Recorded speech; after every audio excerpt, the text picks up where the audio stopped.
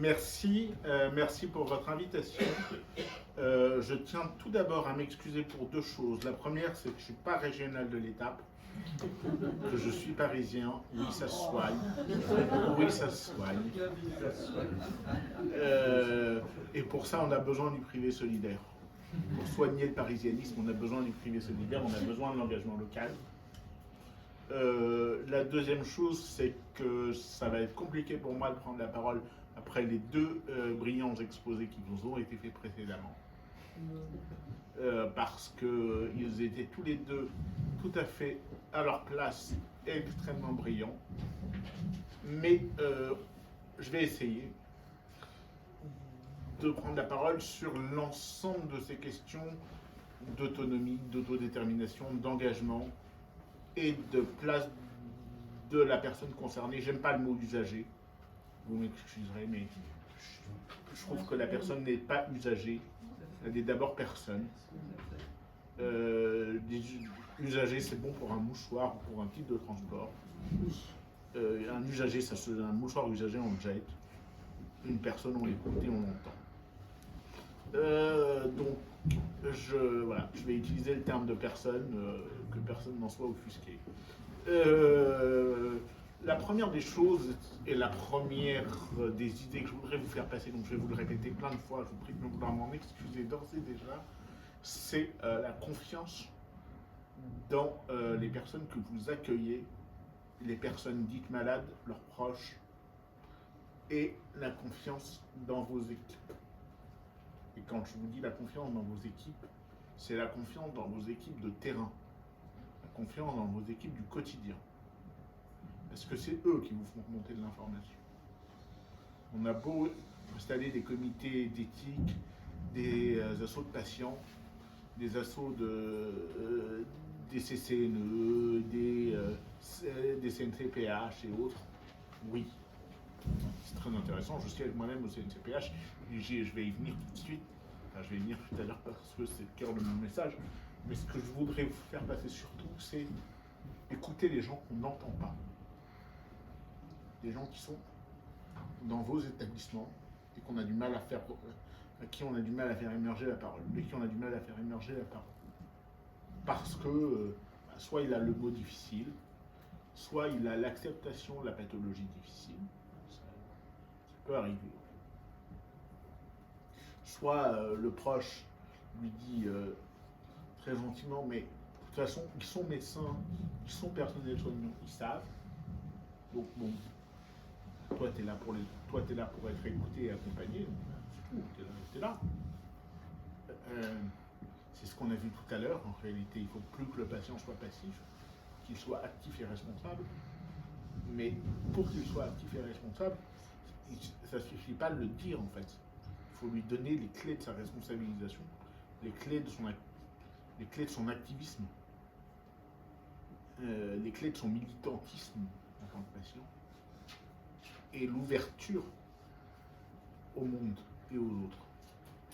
Et une des forces qu'on a aujourd'hui pour ça, autant Doctissimo et Doctolib et les groupes Facebook et autres peuvent faire peur, autant on le sait, la paire aidance, l'échange avec les pairs, la paire émulation, peut accompagner le patient vers plus loin, plus fort et plus de confiance.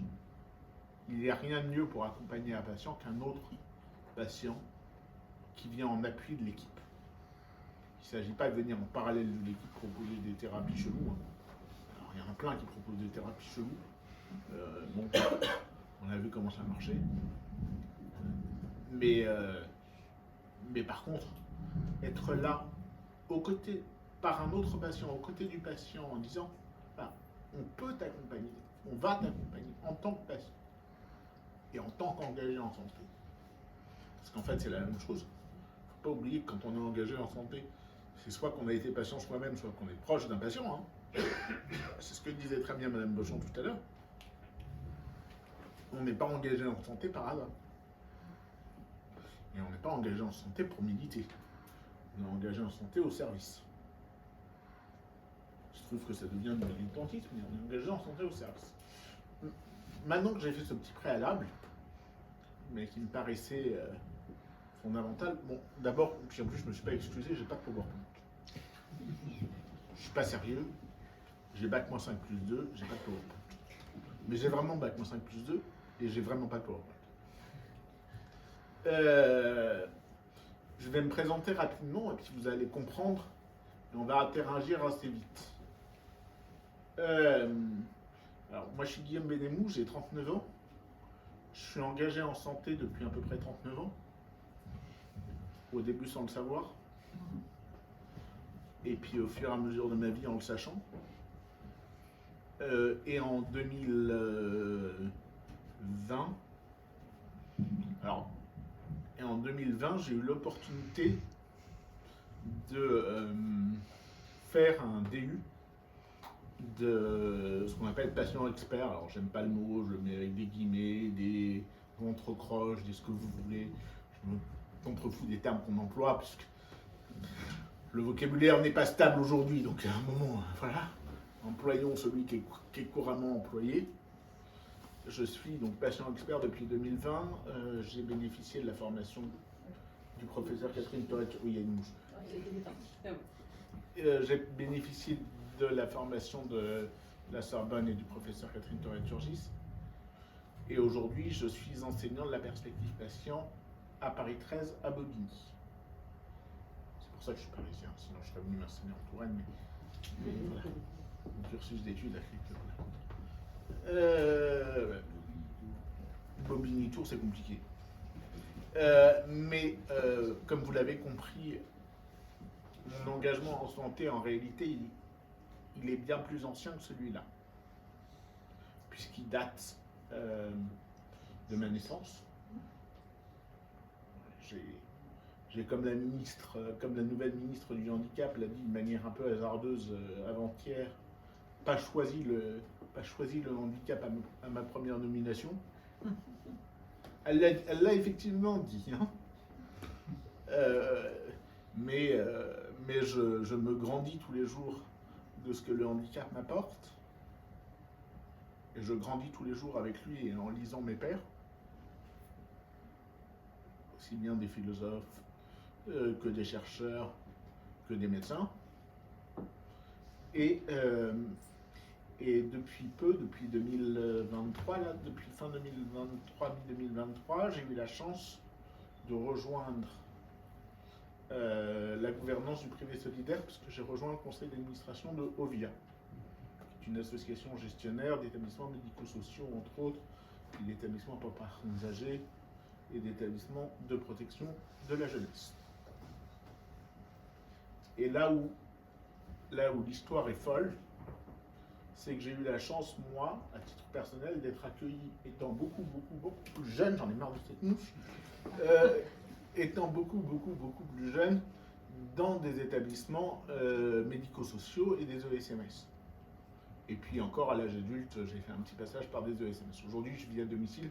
Je le dis pas pour revendiquer quoi que ce soit, mais pour dire que j'ai une totale liberté dans les échanges, dans ma prise de parole, et que je n'ai de conflit de loyauté avec personne, par ma chérie, ma mère et le chocolat. Voilà les gens avec qui j'ai des conflits de loyauté. Comme ça, j'ai déclaré mes conflits d'intérêt. Et donc, tout ça pour dire qu'aujourd'hui, il me paraît fondamental d'accompagner des résidents, non pas spécialement à la direction ni dans des organes. Il ne faut pas commencer par là, à mon avis. Il faut accompagner des résidents de vos établissements et vos structures dans des associations locales à prendre des responsabilités qui n'ont rien à voir avec la choucroute. Si jamais vous avez un résident qui est fan de billard, accompagnez-le autant que possible à monter dans sa structure de club de billard. Si jamais il y en a une qui est fan de danse, ou un qui est fan de danse, vous l'accompagnez à monter dans sa structure de danse. Et ce qui me paraît vraiment fondamental, c'est de les accompagner là où ils ont envie d'être. Parce qu'en réalité, pour qu'on ait des usagers en santé convaincus, il faut d'abord qu'on ait des usagers et des citoyens convaincus. Et qu'on n'aura pas simplement des usagers en santé convaincus. Ça ne marchera pas, à mon avis. C'est pas par là qu'il faut prendre le petit bout de la lorgnette. Il faut pousser vos usagers à aller ailleurs. Moi, par exemple, quand j'avais 18-19 ans, même pas 16 ans, j'ai été, entre guillemets, non, même pas entre guillemets, j'ai été mis dehors de l'école publique parce que trop handicapé. J'avais un problème visuel en plus de mon problème moteur, j'étais trop handicapé pour être à l'école publique. Spécialisé, je précise. Je ne sais pas s'il était membre de la FERP. C'est pas grave.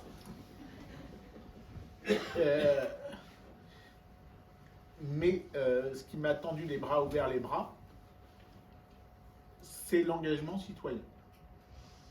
C'est une asso d'extrême gauche. Ça n'aurait pas été une auto d'extrême. J'allais dire ça pourrait être une asso d'extrême droite. Non, je n'y aurais pas été. Non, je n'y aurais pas été. Non, mais peu importe la couleur politique, c'est pas le sujet. Ça a été une asso de citoyenneté et d'engagement citoyen.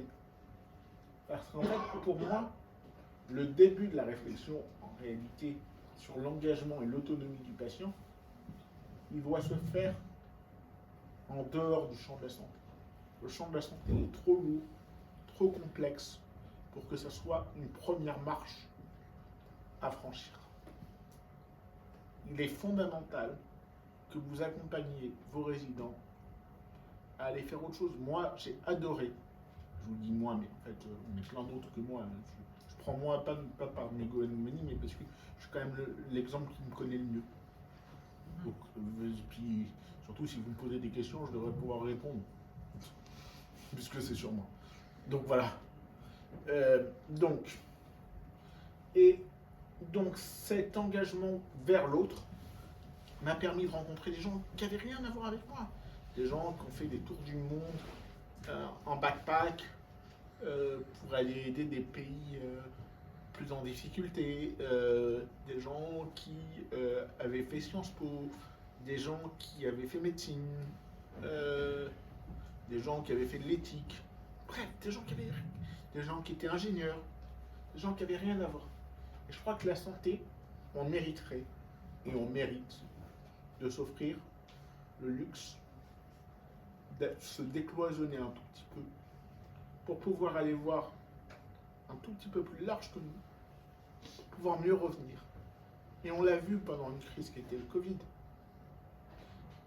Combien ça a fait du bien à vos équipes, à nos équipes en France, d'être une fois par mois, une fois par semaine, je sais pas quoi, avoir les chefs du cœur qui venaient vous apporter à manger, les fleuristes qui venaient fleurir les services. Voilà, combien ça a fait du bien de se décloisonner et que le travail de vos équipes soit reconnu par ailleurs. Ben pour vos usagers, et y compris pour vos jeunes usagers, c'est pareil. Il faut aller chercher leurs compétences ailleurs que dans la santé.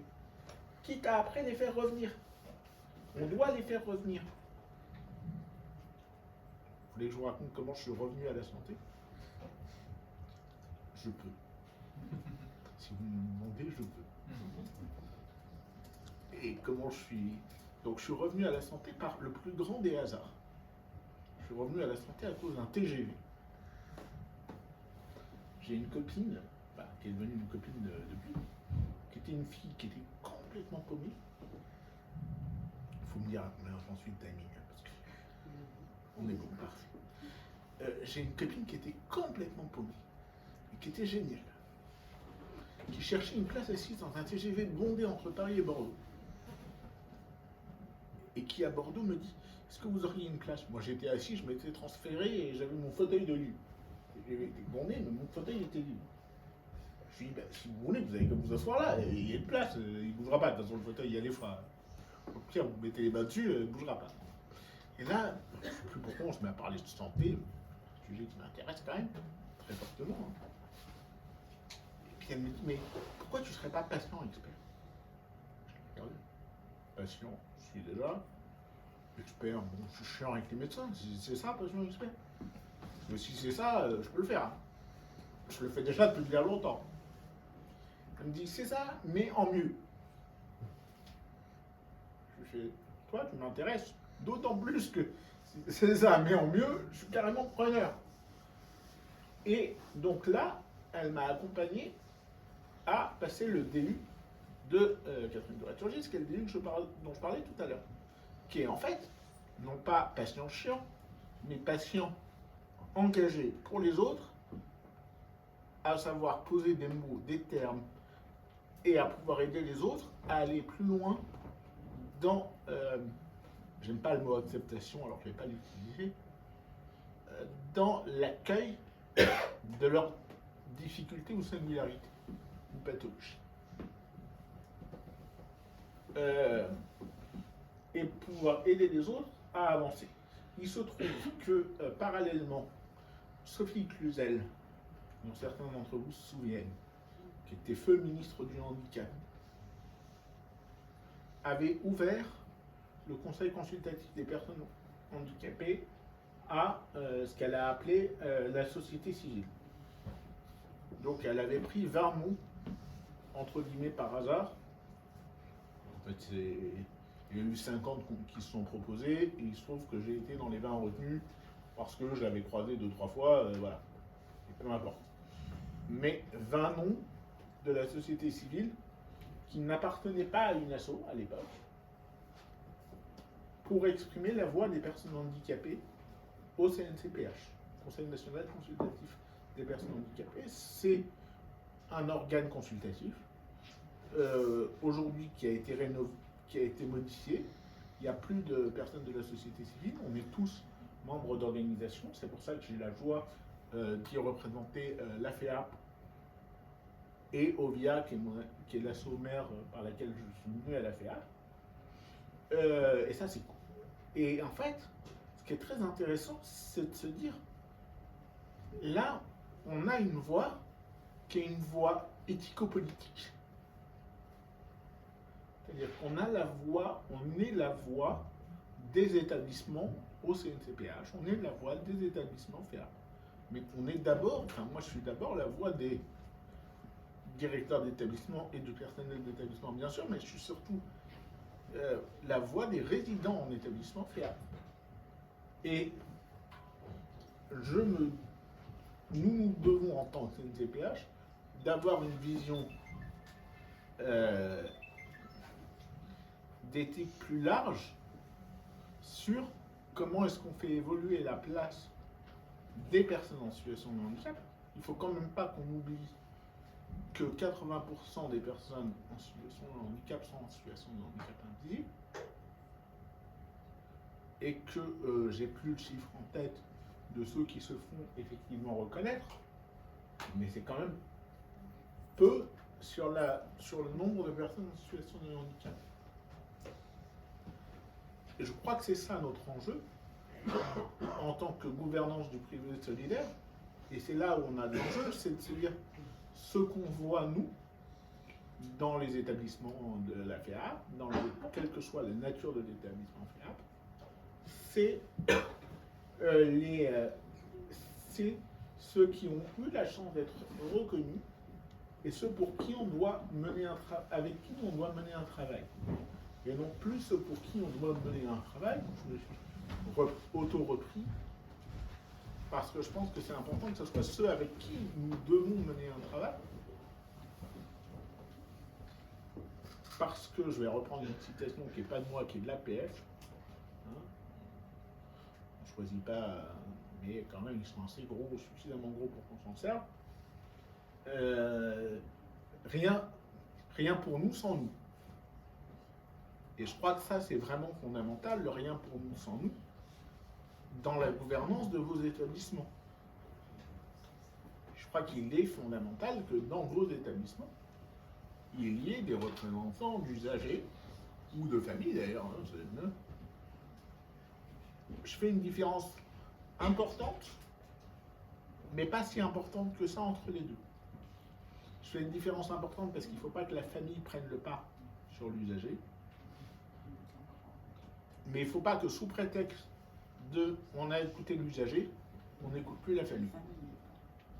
Parce que sinon, en fait, on sent plus d'un bras au lieu d'utiliser nos deux bras.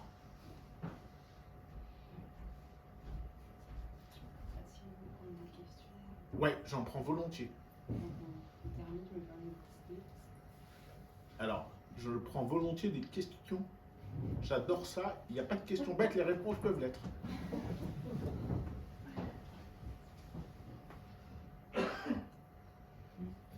Je vais rebondir sur ce que j'ai dit tout à l'heure,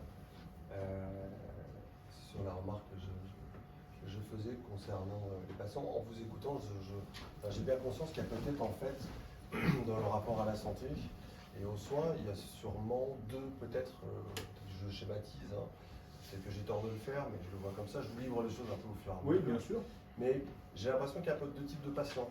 C'est-à-dire qu'il y a ce patient pour lequel le soin est inscrit dans son quotidien pour des années, peut-être pour toute la vie, et qui a peut-être une facilité, ou en tout cas un intérêt peut-être plus grand à devenir acteur.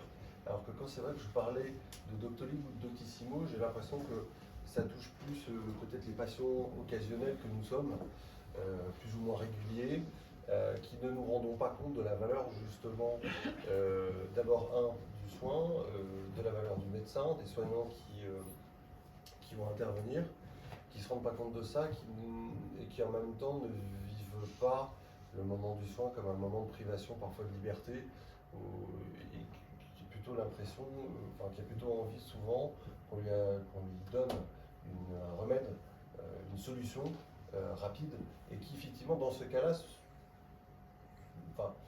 creuse pas forcément vraiment la question, et d'ailleurs n'est pas forcément toujours en recherche d'explications, même si ça a tendance visiblement à changer. Comment on fait, et c'est probablement la question que je posais tout à l'heure, comment on fait pour trouver un équilibre entre la nécessité d'être un acteur de son propre parcours de santé, et en même temps quelle place laisser justement aux médecins ou aux soignants qui a aussi ses compétences, son expérience, et même si le mot ne plaira peut-être pas forcément, une certaine forme d'autorité. Et comment on fait pour créer cette autorité partagée en fait? Parce qu'on reste, c'est son propre corps, on a des souhaits par rapport justement aux soins qui vont vous être prodigués. Comment on crée cet équilibre? Alors, je vais prendre une image, une métaphore. Il y a les gens qui posent leur voiture chez Speedy pour changer les plaquettes de frein et la vidange 2 fois par an ou 1 fois par an. Ils ne sont pas passionnés d'automobile, ils sont contre coup. Ils payent Speedy 49 €, 50 €, basta. Et il y a les gens qui sont passionnés d'automobile, ils vont démonter leur bagnole. Ils vont connaître le nombre d'écrous qu'il y a dans leur bagnole, pièce par pièce. Bah, pour la santé, on peut aussi se dire qu'il y a un peu ça. C'est-à-dire que tant qu'on n'est pas directement concerné, et proprement personnellement directement concerné, ou un proche directement concerné, on n'a pas le même niveau d'engagement. Et j'allais dire, c'est pas grave. Alors, sous le respect, bien sûr, d'annuler les Doctolib et autres. Et ça, à la limite, c'est de la bonne éducation. Ça, c'est un rappel d'éducation. À un moment, pas prendre le médecin. Si jamais vous pensez à annuler le coiffeur, pensez à annuler le médecin, quoi. À un moment. Il y a une poêle pour le faire non plus. Oui, mais. Non, mais. Il y a une poêle pour le faire non plus. Non, mais à un moment, voilà. Ça, c'est un rappel de bonne éducation, ou d'éducation court. Et on ne peut pas demander à tout le monde d'être passionné de sa santé. Et on ne peut pas demander à quelqu'un qui vient d'avoir un traumatisme lourd d'être patient enseignant, patient expert, heureux, tout ça. Il faut laisser le temps d'accueillir la pathologie. Monsieur Lézami, Oui. on a parlé il y a quelques années de ça, et la FEAP s'était pas mal investie là-dessus au niveau national, de l'opération, entre guillemets, associons nos savoirs.